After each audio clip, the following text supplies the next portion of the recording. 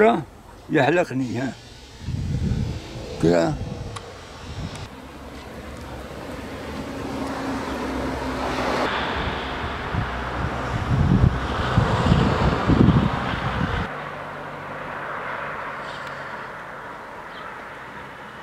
Benim annem köye gitmiş kış zamanı.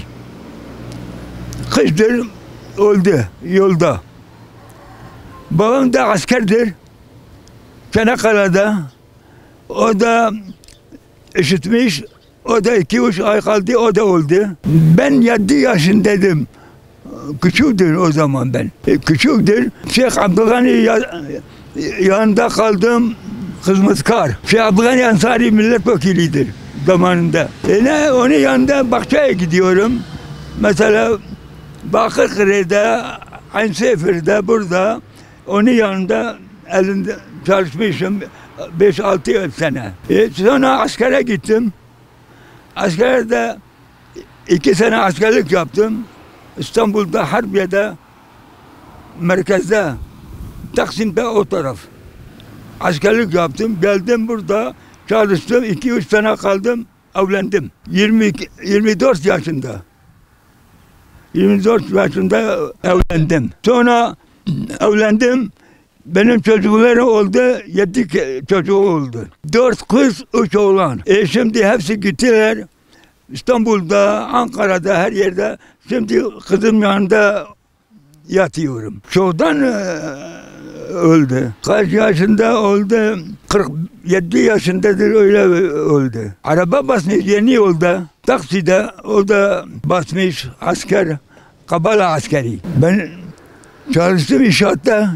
Belki 50 yıl çalışmışım. Büyüktü, hepsi evlendiler. Hepsi büyük oldular. Şimdi yaşım da 91 yaşındayım. Elhamdülillah. Yiyorum, gidiyorum, geliyorum. Yavaş yavaş. Elhamdülillah. Elhamdülillah. Maaşım da var. Mesela hükümet veriyor. Yaş maaşı. O da elhamdülillah onu çok seviyorum. Benim aile çok iyidir. Şeyhlerdedir.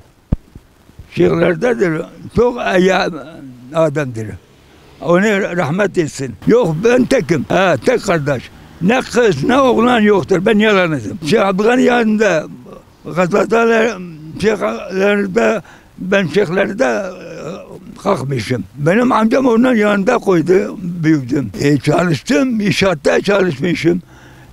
Sabah kalkıyorum. Akşama kadar çalışıyorum. Her gün o zaman 2,5 lira alıyorum. 5 lira, 6 lira. O zaman böyledir. Yemek ailem götürüyorum, yapıyor. Çarşıda alıyorum, et alıyorum mesela, sebze alıyorum. Munet alıyorum, her şey alıyorum. Elhamdülillah iman. Elhamdülillah. Kimseye paranı yemedim, vermedim, yapmadım. Borç etmedim, elhamdülillah. Bir gün orada ne yedim? Soğanla ekmek. Bir şey yoktur. Galadır. Gala zamanı, kış zamanı. O zaman bize belediye şey veriyor. Kart veriyor. Gidiyor 5-6 ekmek fırına alıyoruz. Geliyoruz. Aç kalıyoruz. Açtadır. Bu zaman çok iyidir. Hem bizim hükümet iyi.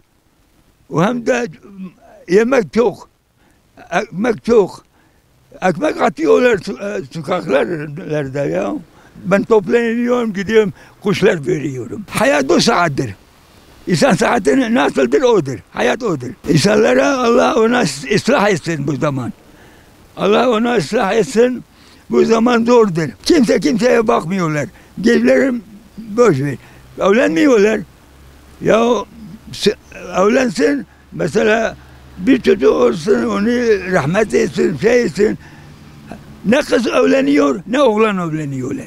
Yazıktır yazık. Bu zamanda ne hordur, ne şeydir, bilmiyorum. Kimseye mesela malını yemesin, kimseye yapmasın, mesela iyi kötülerden yapmasın, iman odur. O şeyhtir.